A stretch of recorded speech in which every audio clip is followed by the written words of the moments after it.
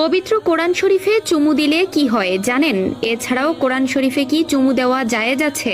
আমাদের অনেক সময় কোরআন শরীফের সাথে অসম্মানের আচরণ হয়ে গেলে অথবা তেলাওয়াতের আগে পরে স্বাভাবিকভাবে আমরা কোরআনে চুমু দেই, চোখে লাগাই, বুকে লাগাই, এমনকি অনেক ক্ষেত্রে মাথার সাথেও লাগিয়ে থাকি। এক্ষেত্রে আমাদের আমলনামায় কি আলাদাভাবে কোনো সওয়াব যোগ হতে পারে? এ সম্পর্কে ইসলামী শরিয়া এবং আমাদের প্রিয় নবী হযরত মুহাম্মদ সাল্লাল্লাহু আলাইহি ওয়াসাল্লাম কি বলে গিয়েছেন বিস্তারিত জানাবো আজকের এই ভিডিওতে। এছাড়া অসতর্কবশত কোরআন মাজিদের সঙ্গে অসম্মানজনক কিছু হয়ে গেলে সেক্ষেত্রে আপনারা কি করবেন সেটাও জানতে পারবেন আজকের ভিডিও থেকে। তাই আপনি যদি একজন মুসলিম হয়ে থাকেন তাহলে এই ভিডিওটি আপনার জন্য খুবই গুরুত্বপূর্ণ। তাই ভিডিওটি না টেনে শেষ পর্যন্ত দেখতে থাকুন। প্রিয় দর্শক, পবিত্র আল কোরআন মহান আল্লাহ তাআলা প্রদত্ত এবং রাসূলুল্লাহ সাল্লাল্লাহু আলাইহি ওয়াসাল্লামের উপর নাজিলকৃত এক আসমানি কিতাব। তাই আপনি যদি পবিত্র আল কোরআনকে ভালোবেসে থাকেন তাহলে অবশ্যই ভিডিওটি শেয়ার করে দিবেন।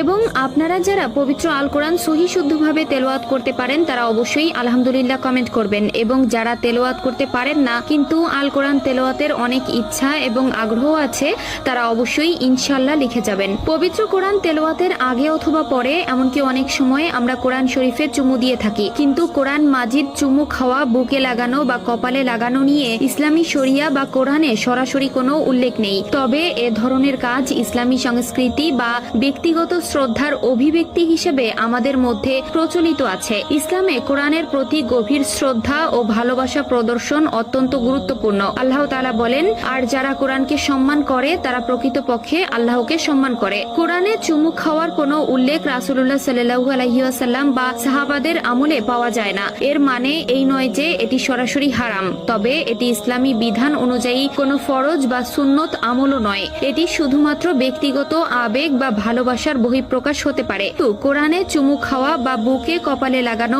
শরিয়াতে বাধ্যতামূলক নয়। ইসলামে যে কোনো ইবাদত বা আমল যদি রাসূলুল্লাহ সাল্লাল্লাহু আলাইহি ওয়াসাল্লাম বা সাহাবাদের মাধ্যমে প্রমাণিত না হয় বিদআত হিসাবে বিবেচিত হতে পারে। নবী করিম সাল্লাল্লাহু আলাইহি ওয়াসাল্লাম বলেছেন, যে ব্যক্তি আমাদের দ্বীনে এমন কিছু যোগ করে যা এর অংশ নয় তা প্রত্যাখ্যিত। সহিহ বুখারী ও মুসলিম শরীফ। তবে এটি যদি ব্যক্তিগত শ্রদ্ধার বহিঃপ্রকাশ হয় এবং এতে কোনো শিরক বা বিদআতের উপাদান না থাকে সেক্ষেত্রে কোরআন শরীফে চুমু খাওয়া জায়েজ আছে। এবং অসতর্কতাবশত কোরআন মাজিদের সঙ্গে অসম্মান কোনো কিছু হয়ে গেলে সেক্ষেত্রেও চুমু দিতে নিষেধ নেই। তবে তখন মূল করণীয় হলো অসতর্কতার কারণে লজ্জিত হওয়া এবং তওবা ইস্তেগফার করা। তবে সর্বোত্তম শ্রদ্ধা হলো কোরআন যথাযথভাবে তেলাওয়াত করা, এর শিক্ষা গ্রহণ করা এবং আল্লাহর আদেশ মেনে চলা।